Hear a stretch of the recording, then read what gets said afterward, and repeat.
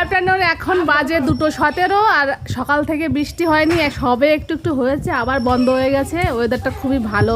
এদিকে আমার বড় যা খেতে বসে গেছে, বীজকলা দিয়ে ভাত খাচ্ছে, বীজকলা ওর খুবই ফেভারিট।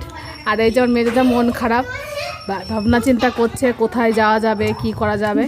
আর আমার চলে এসছে ফ্লিপকার্ট থেকে পার্সেল।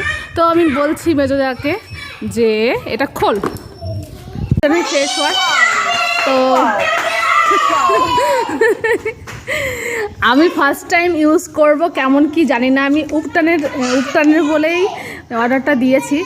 আর একটু কম খা, বডি মাসালগুলো ফুলে যাচ্ছে। হ্যাঁ, মাসালগুলো না ফুলে যাচ্ছে।